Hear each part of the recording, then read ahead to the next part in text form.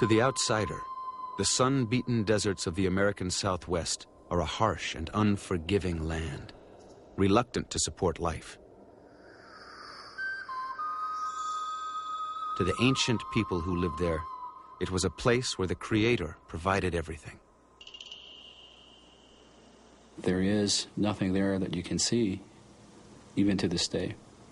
Very little vegetation. You see a lot of rocks, you see a lot of sand.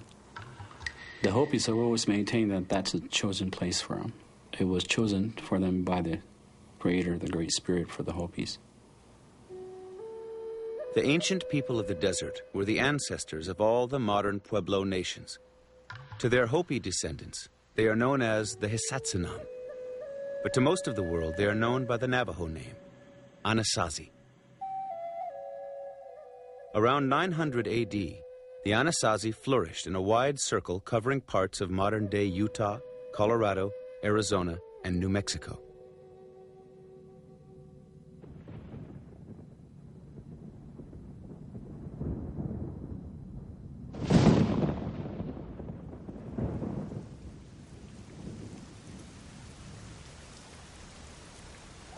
The Anasazi found balance with their world. They learned where to find water and how to harness it. Villages joined together to build dams, reservoirs, and irrigation canals, turning deserts into gardens of corn and squash.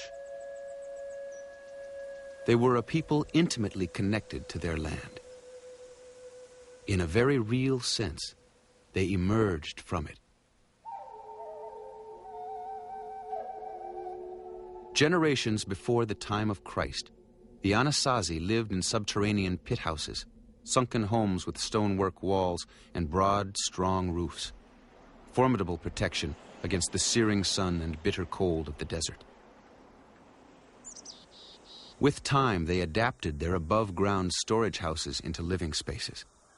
But the underground pit houses were not abandoned. They were retained as spiritual places of teaching.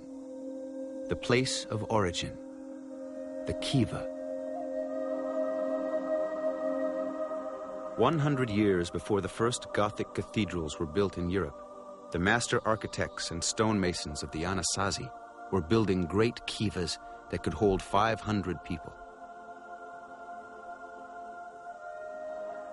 Around 900 AD, the Anasazi leadership embarked upon a bold and visionary plan. Create a Mecca for pilgrimages and a focal point for trade at the very center of their land.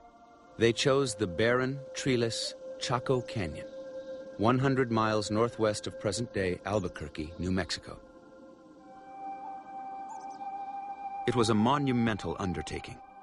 They built 400 miles of distinctive graded roads and broad avenues, all leading to the canyon. At distant points, signal stations were constructed where fires blazed to communicate across the vastness of the desert and to guide travelers at night. Over 50,000 trees were cut down in the surrounding mountains to build the towns of Chaco Canyon. Along with traders and pilgrims, the roads carried resources to maintain dozens of communities. None compared with the largest single complex the Anasazi ever built.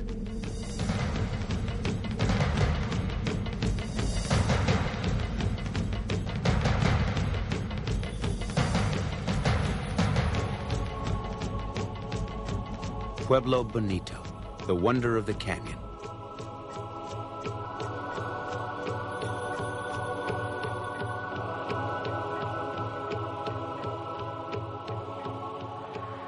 At its peak, Pueblo Bonito's 800 rooms may have housed over 1,000 residents.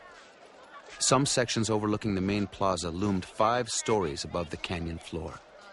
The plaza pulsated with life. Women gathered the colored corn blanketing the rooftops and knelt in rows to grind it. Children played. Men returning from the fields gathered to talk.